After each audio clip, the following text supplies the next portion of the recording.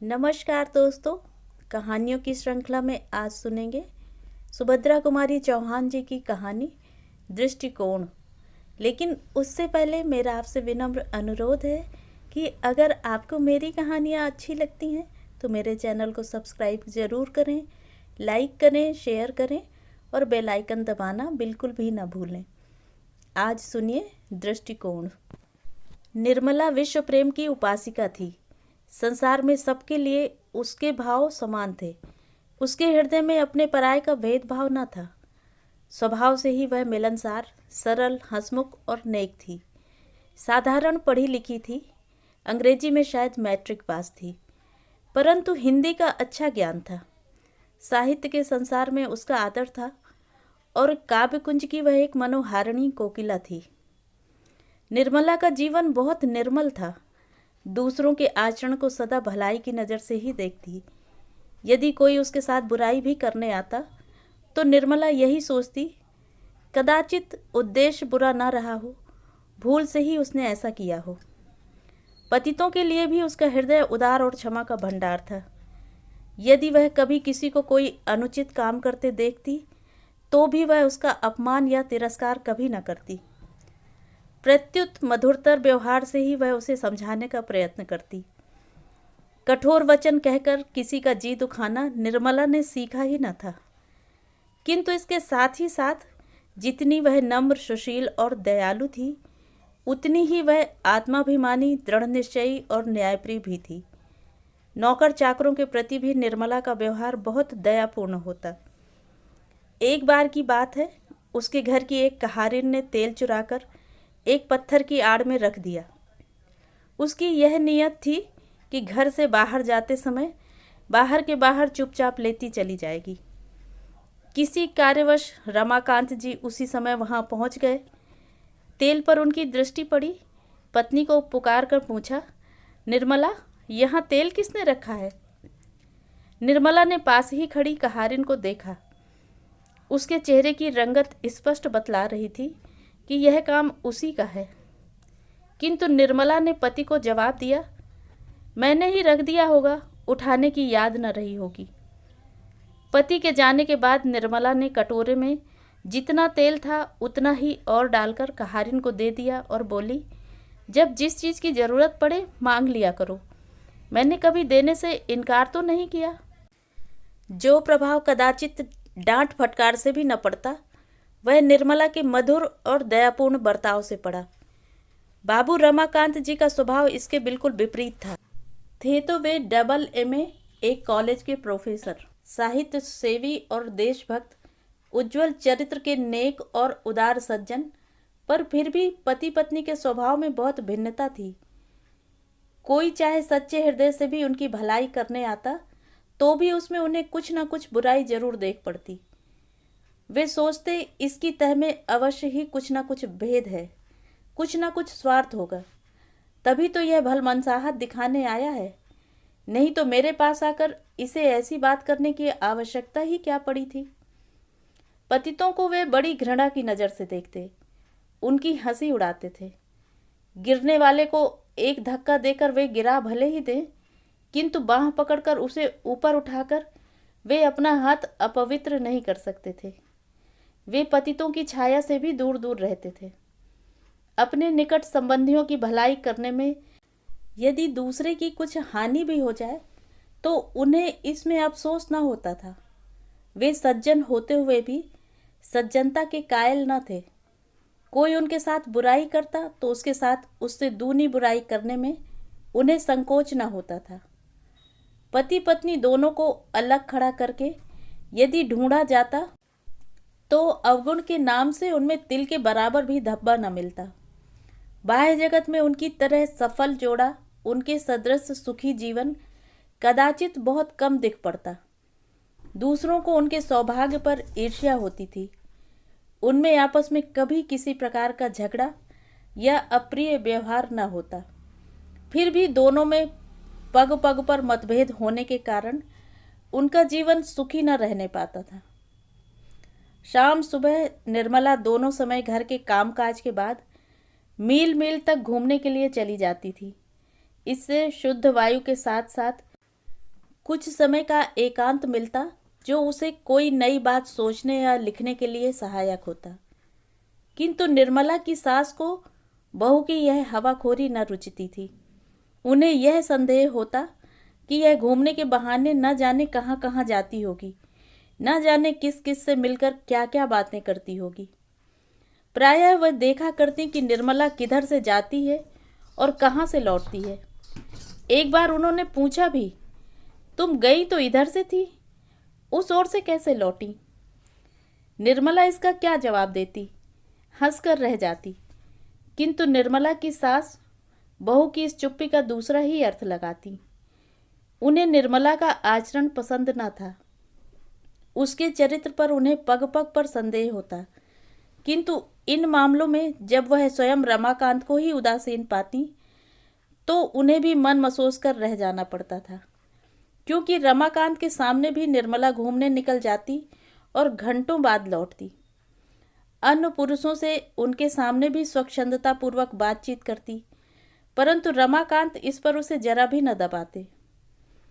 किंतु कभी कभी जब उनसे बर्दाश्त न होता तो वे रमाकांत से कुछ न कुछ कह बैठती, तो भी वे यही कहकर कि इसमें क्या बुराई है टाल देते।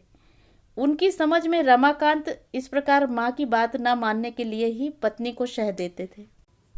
इसलिए वे प्रत्यक्ष रूप से तो निर्मला को अधिक कुछ कह न सकती थी, किंतु अप्रत्यक्ष रूप से कुत्ते बिल्ली के बहाने ही सही अपने दिल का गुबार निकाल लिया करती।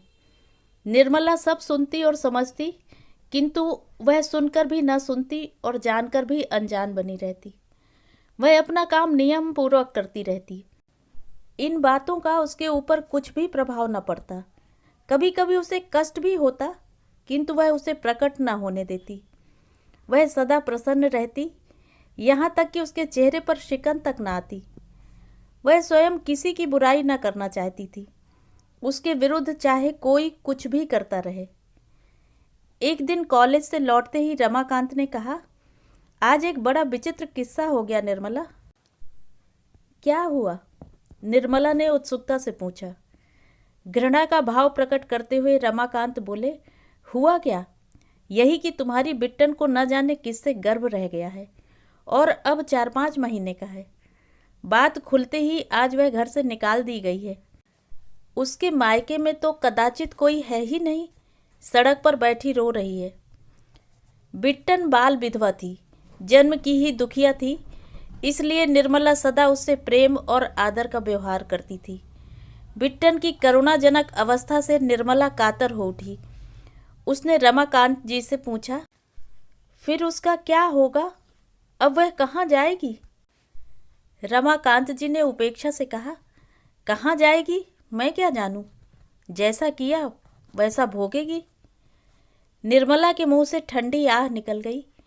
कुछ देर बाद न जाने क्या सोचकर वह दृढ़ स्वर में बोली, तो मैं जाती हूँ, उसे लिवा लाती हूँ। जब तक कोई दूसरा प्रबंध न हो जाएगा वह मेरे साथ रही आवेगी। रमाकांत घबरा कर बोले, नहीं नहीं, ऐसी बेवकूफ़ी करना भी मत। उसे अपने घर लाकर क्या अपनी बदनामी करवानी है? तुम्हें तो कोई कुछ ना कहेगा, सब लोग मुझे ही बदनाम करेंगे।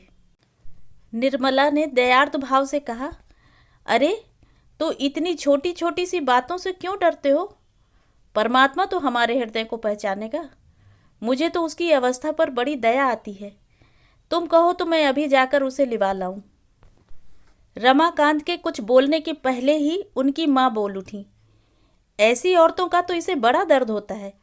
घर में बुलाने जा रही है, जाए कहीं भी मुंह काला करे, पर याद रखना, खबरदार जो उसे घर में बुलाया तो मैं अभी से कह देती हूँ, अगर उस छूत ने घर में पैर भी रखा तो अच्छा ना होगा। निर्मला धीरे से बोली, अगर वह आ ही गई तो फिर क्या करोगी अम्मा जी?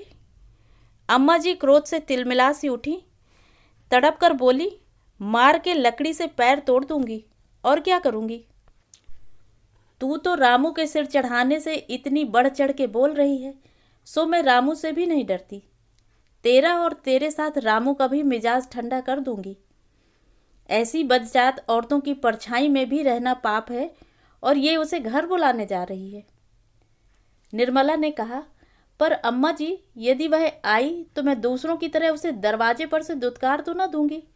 मैं तो यह नहीं कहती कि उसे सदा अपने घर में रखा जाए, पर हाँ, जब तक उसका प्रबंध न हो जाए तब तक अगर घर के एक कोने में पड़ी रहेगी तो कोई हानि न होगी। और कौन वह हमारे चूल्हे चौके में जाएगी? आखिर बेचारी स्त्री ही तो है, भूलें किससे नहीं होती। अम्मा जी क्रोध में आकर बोली, एक बार कह दिया कि उस राण को घर में घुसने न दूंगी, बार बार जबान चलाए जा रही है। वह तो अपनी कोई नहीं है ना। कोई अपनी सगी भी ऐसा करती तो मैं लात मारकर निकाल देती। अब बार बार पूछकर मेरे गुस्से को न बढ़ा, नहीं तो अच्छा ना होगा। निर्मला ने नम्रता से कहा, पर तुम्हारा क्या बिगाड़ेगी अम्मा जी? मेरे कमरे में पड़ी रहेगी और तुम चाहो तो ऐसा प्रबंध कर दूं कि तुम्हें उसकी सूरत भी न दिखे। और फिर अभी से उस पर इतनी बहस ही क्यों? वह तो तब की बात है जब वह हमसे आश्रय मांगने आवे। अम्मा जी का क्रोध बढ़ा और कहने लगी, तेरे कमरे में रहेगी और मुझे उसकी सूरत न दिखेगी तो क्या दूसरी बात हो जाएगी? कैसी उलटफेर से बात करती है। तुझे अपने पढ़ने लिखने का घमंड हो तो उस घमंड में न भूली रहना। ऐसी पढ़ी लिखियों को मैं कौड़ी के बराबर भी नहीं समझती। धर्म कर्म से तो सदा 100 गज दूर, और ऐसी कुजात औरतों पर दया करके चली है धर्म कमाने। वाह री औरत, जिसे मोहल्ले भर में किसी ने अपने घर में न रखा, उसे यह अपने घर में रखेगी।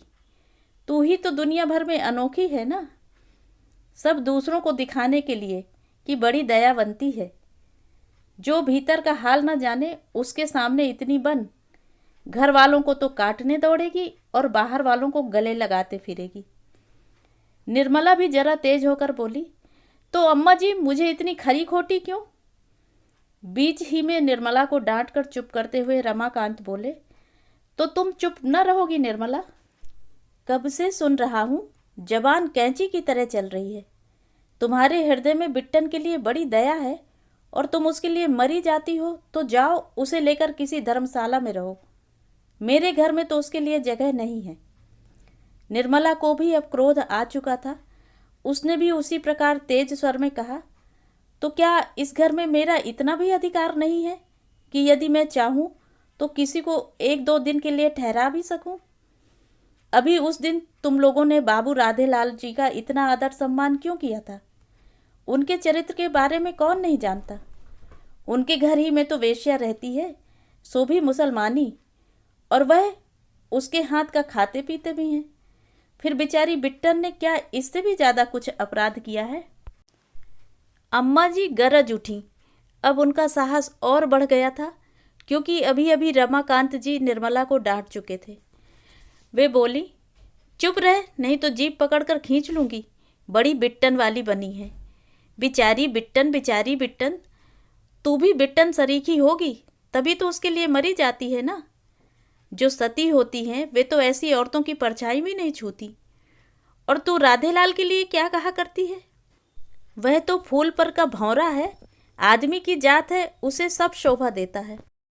एक नहीं 20 औरतें रख ले, पर औरत आदमी की बराबरी कैसे कर सकती है? निर्मला ने सतेज और दृढ़ स्वर में कहा, बस अम्मा जी, मैं अब ज़्यादा न सुन सकूंगी। मैं बिट्टन सरीखी हूँ या उससे भी बुरी, किंतु इस समय वह निराश्रिता है, कष्ट में है। मनुष्यता के नाते मैं उसे आश्रय देना अपना धर्म समझती हूँ और दूंगी। अब रमाकांत जी को बहुत क्रोध आ गया था। वे कमरे से निकलकर आंगन में आ गए और आग्नेय नेत्रों से निर्मला की ओर देखते हुए बोले, क्या कहा? तुम बिट्टन को इस घर में आश्रय दोगी? निर्मला भी दृढ़ता से बोली, जी हाँ, जितना इस घर में आपका अधिकार है उतना ही मेरा भी है। यदि आप अपने किसी चरित्रहीन पुरुष मित्र को आदर और सम्मान के साथ ठहरा सकते हैं तो मैं भी किसी असहाय अबला को कम से कम आश्रय तो दे ही सकती हूँ। रमाकांत निर्मला के और भी नज़दीक आकर कठोर स्वर में बोले, मेरी इच्छा के विरुद्ध तुम यहाँ उसे आश्रय दोगी? निर्मला ने भी उसी स्वर में उन्हें उत्तर दिया, जी हाँ, मेरी इच्छा का भी तो कोई मूल्य होना चाहिए, या मेरी इच्छा सदा ही आपकी इच्छा के सामने कुचली जाया करेगी? अब रमाकांत जी अपने क्रोध को न संभाल सके और पत्नी के मुंह पर 3-4 तमाचे तड़ातड़ जड़ दिए। निर्मला की जबान बंद हो गई। बाबू रमाकांत क्रोध और ग्लानि के मारे कमरे में जाकर अंदर से सांकर लगाकर सो रहे। अम्मा जी दरवाजे पर रखवाली करने के लिए बैठ गईं कि कहीं बिट्टन किसी दरवाजे से भीतर ना आ जाए। इस घटना के लगभग 1 घंटे बाद बिट्टन को जब कहीं भी आश्रय न मिला, तब उसने एक बार निर्मला के पास भी जाकर भाग्य की परीक्षा करनी चाहिए। दरवाजे पर ही उसे अम्मा जी मिली। बिट्टन को देखते ही वे कड़ी ललकार के साथ बोली, कौन है? बिट्टन, दूर उधर ही रहना, खबरदार जो कहीं देहली के भीतर पैर रखा तो। बिट्टन बाहर ही रुक गई। निर्मला पास पहुंचकर शांत और कोमल स्वर में यह कहती हुई कि बिट्टन बाहर ही बैठो बहन, मैं वहीं तुम्हारे पास आती हूँ। देहली के बाहर निकल गई। बिट्टन और निर्मला दोनों बड़ी देर तक लिपट कर रोती रहीं। निर्मला ने कहा, तुम्हारी ही तरह मैं भी बिना घर की ही हूँ बहन। यदि इस घर पर मेरा कुछ भी अधिकार होता तो मैं तुम्हें इस कष्ट के समय कहीं भी न जाने देती। क्या करूँ, विवश हूँ, किंतु तुम मेरा यह पत्र लेकर मेरे भाई ललित मोहन के पास जाओ। वे तुम्हारा सब प्रबंध कर देंगे। उनका स्थान तो तुम जानती ही हो, पर रात के समय पैदल जाना ठीक नहीं। यह रुपया लो, तांगा कर लेना। ईश्वर पर विश्वास रखना बहन, जिसका कोई नहीं होता उसका साथ परमात्मा देता है। निर्मला ने 10 रुपए बिट्टन को दिए। वह पत्र लेकर चली गई। निर्मला घर में आई, एक चटाई डालकर बाहर बरामदे में ही पड़ रही। सवेरे उसकी आंख उस समय खुली जब रमाकांत उठ चुके थे और उनकी माँ नहा धोकर पूजा पाठ करने की तैयारी कर रही थी।